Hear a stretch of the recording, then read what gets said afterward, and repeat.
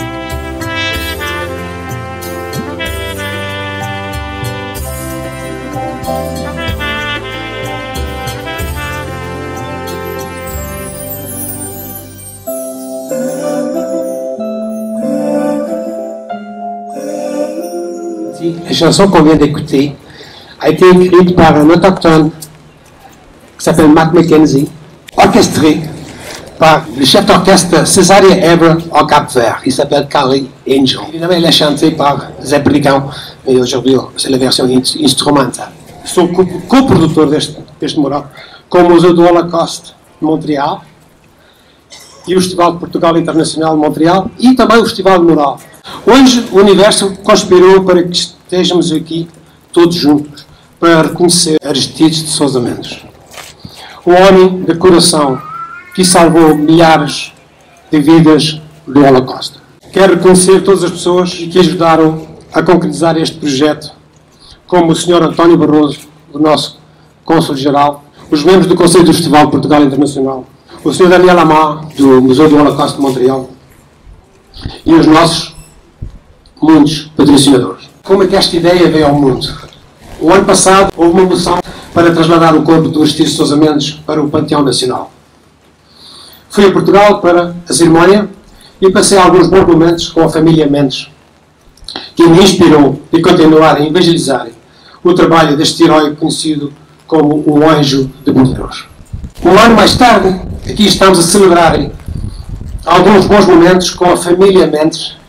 Está aqui o Sr. Luís Filipe Mendes, que é o neto dele, e a Isabel, que é a netinha dele, que também está ali.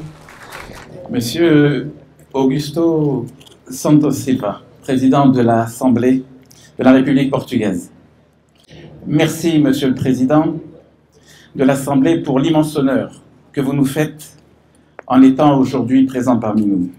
Nous sommes fiers de participer à ce projet de mural afin de rendre hommage à Aristides de Sousa Mendes, un héros, une figure de lumière qui par son action aura protégé et sauvé la vie de milliers de réfugiés.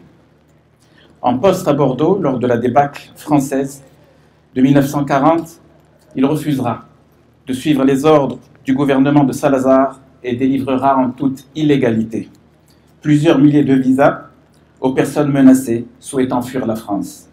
Aristides de Sousa Mendes aimait trop son pays pour ne pas défier les autorités.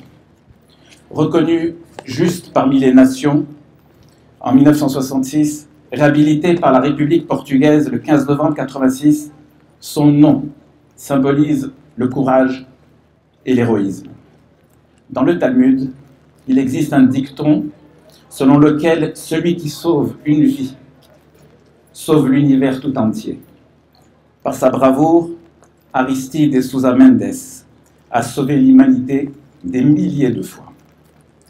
Démis de ses fonctions, au ministère des Affaires étrangères, privé de revenus, Incapable de subvenir aux besoins de ses 13 enfants, il déclarera au rabbin Kruger qu'il avait aidé à Bordeaux et sauvé: si des milliers de juifs souffrent à cause du nombre de juifs. Selon le rabbin Kruger, Dr Mendes accorda plus de 30 000 visas pour la vie, dont 10 000 visas à des membres de la communauté juive. Le célèbre Jean Jaurès a dit que le courage, c'est de comprendre le réel et d'aller vers l'idéal.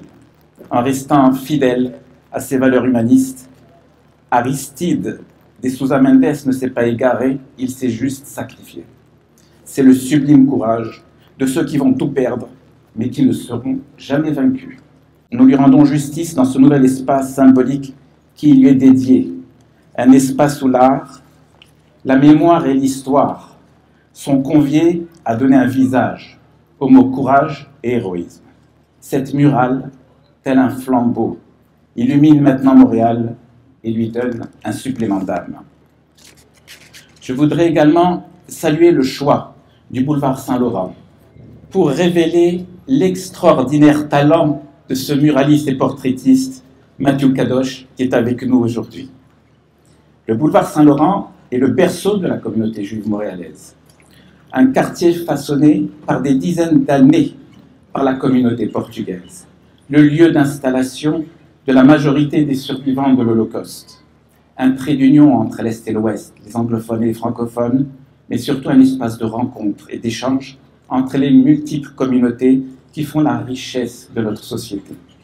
Sous le regard bienveillant de Aristide et Sousa Mendes, ce sont aujourd'hui les communautés juives et portugaises qui se réunissent et s'unissent pour célébrer ce héros, rappeler le caractère sacré de toute vie humaine et réitérer notre volonté de combattre solidement et solidairement toutes les formes de haine, d'ignorance et d'intolérance. Chers amis, le boulevard Saint-Laurent sera le lieu où se redéploiera le futur musée de l'Holocauste Montréal, un musée qui entend dialoguer plus et mieux avec l'ensemble des communautés et la communauté portugaise.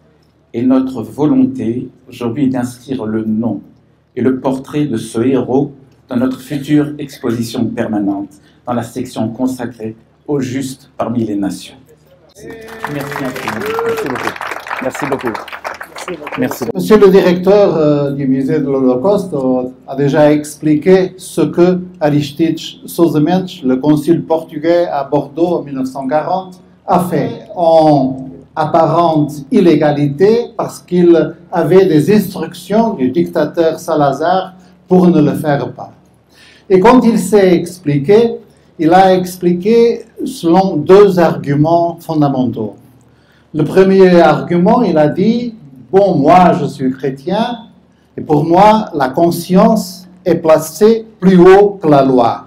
Et la loi doit servir la conscience morale, notre éthique, et pas le contraire.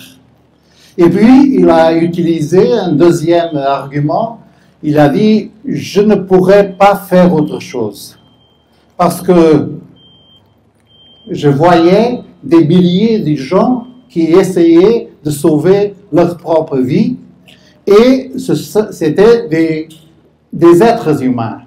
Et la dignité humaine ne dépend pas de notre nationalité, de notre race, de notre religion.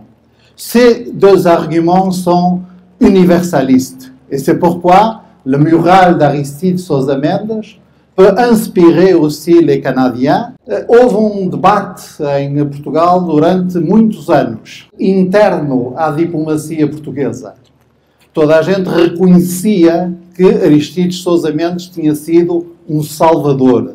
Salvou, talvez, 30 000 vidas humanas, dando vistos a pessoas que fugiam da invasão nazi. Mas uma parte do nosso ministério dizia: mas há aqui senão, porque os diplomatas devem cumprir as instruções que recebem da capital. Os diplomatas não são políticos, não tomam decisões. Os diplomatas são profissionais que cumprem decisões. E Aristide Sousa Mendes não cumpriu decisões. Não cumpriu uma instrução geral que o Ministério então tinha dado aos diplomatas portugueses, e não cumpriu uma ordem específica que lhe foi dada. Devemos ou não valorizar isso? Valorizando Aristides Sousa Mendes, que se recusou a cumprir instruções? Estamos ou não a dar o sinal errado aos jovens diplomatas? Era uma discussão muito séria e em que cada parte tinha os seus argumentos. Os meus eram claros e não descansei, enquanto no dia 10 de dezembro de 2021, Dia Internacional dos Direitos Humanos, finalmente, no Ministério dos Negócios Estrangeiros, se descerrou uma lápide e se deixou plantada uma oliveira, árvore da paz, em honra de Aristides Sousa Mendes. Mas aqueles meus colegas, muitos deles excelentes profissionais, que me diziam: Aristides Sousa Mendes deve ser honrado em todo lado, menos aqui no Ministério, porque foi um diplomata que não cumpriu instruções. Eu repetia: ele fez muito bem em não cumprir instruções. E quando me diziam: então o que é que o Sr. Ministro fará a diplomatas que não cumpram as suas instruções? Eu dizia: a garantia que eu posso dar é que eu nunca darei as instruções que Salazar deu. Esta foi uma discussão teórica até ao dia 23 de fevereiro deste ano, até à invasão da Ucrânia. Porque no dia 24 de fevereiro deste ano, o governo português disse: qualquer refugiado proveniente da Ucrânia que chegue a Portugal terá a sua situação imediatamente resolvida, porque está a fugir da guerra, está a defender a sua vida, está a defender a sua dignidade, e Portugal é um local de acolhimento para ele. Quem é que nos inspirou? Aristides Sousa Mendes. Os nossos diplomatas não precisavam de viver este drama que Aristides Sousa Mendes viveu durante vários dias, o drama de saber se devia responder à sua consciência ou à sua lei. Porquê? Porque nós, com o exemplo de Aristides Sousa Mendes, sabemos melhor que a lei só tem valor se ela própria obedecer à nossa consciência e, portanto, se ela própria servir para defender a dignidade humana, qualquer que seja a religião, a origem, a orientação, a raça, a etnia, a origem. Todos somos seres humanos e todos temos o direito de ser ajudados e de ser salvos quando corremos perigo de vida. Muito obrigado.